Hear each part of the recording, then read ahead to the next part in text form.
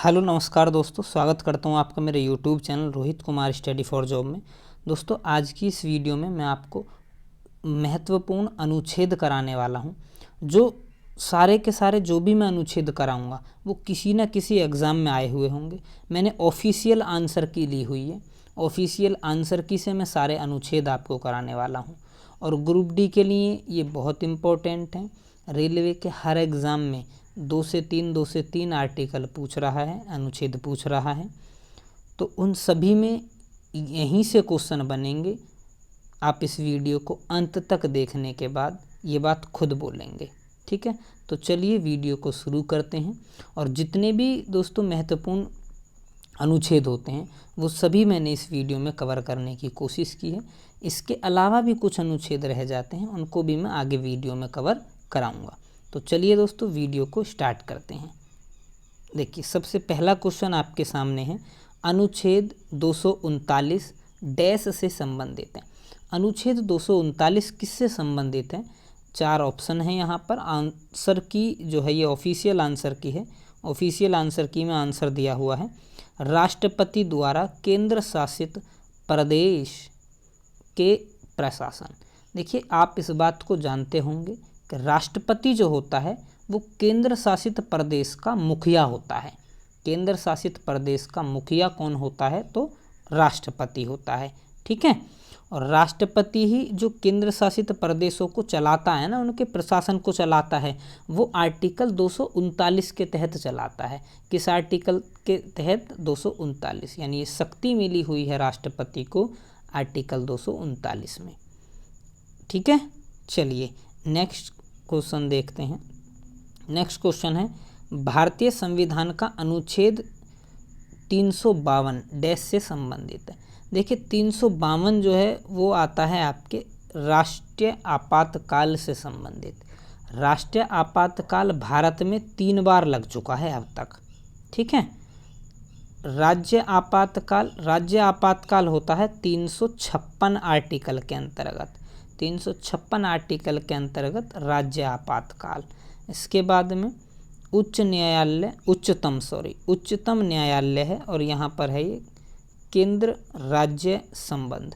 तो उच्चतम न्यायालय की भी बात करेंगे, आगे आर्टिकल आने वाले हैं। चलिए आगे देखते हैं। अगला क्वेश्चन इम्पोर्टेंट है, भारत के संविधान के डैश में प्रावधान है कि नागरिक के साथ नस्ल, धर्म, जाति, जन्म स्थान इनमें से किसी के आधार पर भेदभाव नहीं किया जा सकता। तो ये है आर्टिकल 15 के अकॉर्डिंग। आर्टिकल 15 ये कहता है कि किसी व्यक्ति की जाति, धर्म, है ना, नस्ल, जन्म स्थान, इन सभी चीज़ों के बारे में कोई भी भेदभाव नहीं किया जाएगा, ठीक है।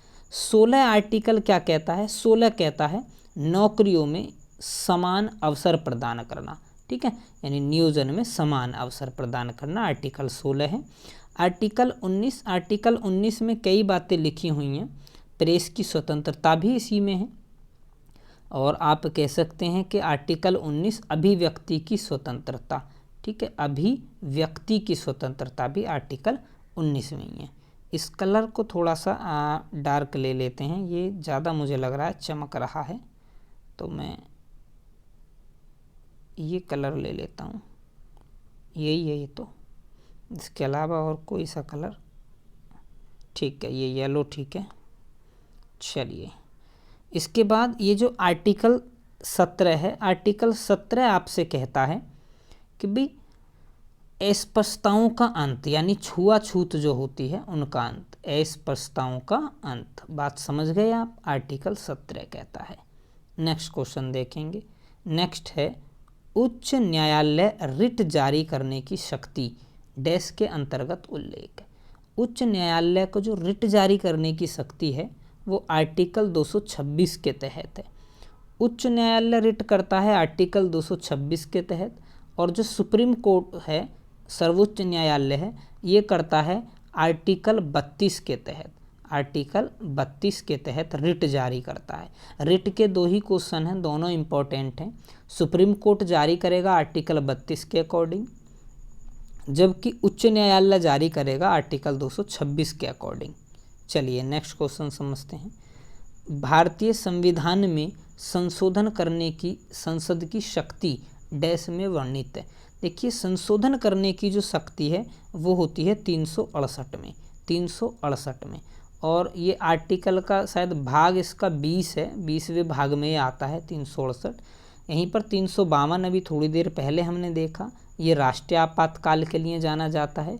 360 आर्टिकल जो है ये आपका वित्तीय आपातकाल के लिए जाना जाता है। राष्ट्रीय आपातकाल 3 बार लग चुका है, वित्तीय आपातकाल 0 यानी कि एक भी बार अभी तक नहीं लगा है। राज्य आपातकाल कई बार लग चुका है, कई राज्यों में लग चुका है। ठीक है, चलिए नेक्स्ट क्वेश्चन है। भारतीय संविधान के अनुच्छेद 5 से 11 डैश से संबंधित है। 5 से 11 किससे संबंधित है? नागरिकता से। आर्टिकल 5 से लेकर के 11 तक नागरिकता का वर्णन किया गया है, कैसे नागरिकता मिलेगी, कैसे नागरिकता छीनी जाएगी, इन सभी के बारे में वर्णन किया गया है। और ये भाग नंबर 2 है, भाग नंबर 2। मौलिक अधिकार जो होते हैं आपके वो आर्टिकल 12 से लेकर के 35 तक मौलिक अधिकार होते हैं। आर्टिकल 12 से 35 तक भाग 3 में, भाग 3 में।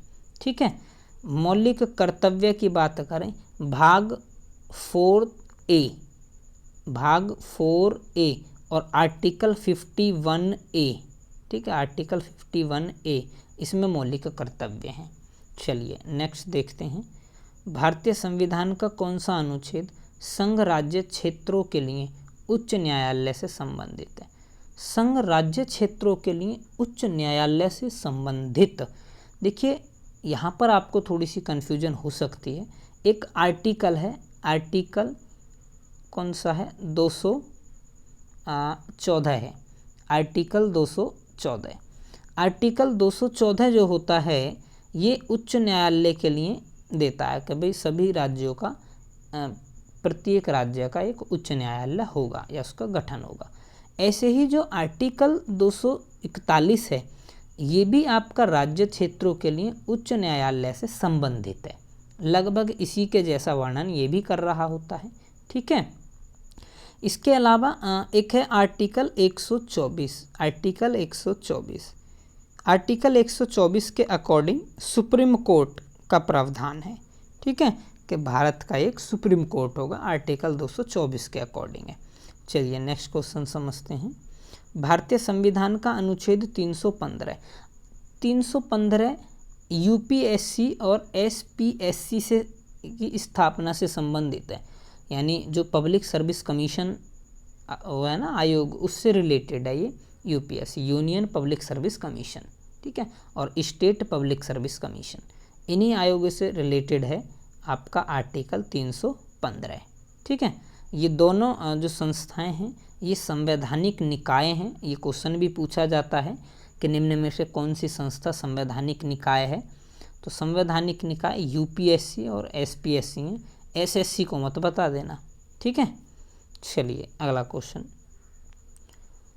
वार्षिक वित्तीय विवरण जिसे बजट के भाग के रूप में प्रस्तुत किया जाता है भारतीय संविधान के किस अनुच्छेद के अंतर्गत है? देखिए बजट की बात कह रहा है, तो बजट जो है वो आर्टिकल 112 के अकॉर्डिंग आता है, बजट आता है आर्टिकल 112 के अकॉर्डिंग।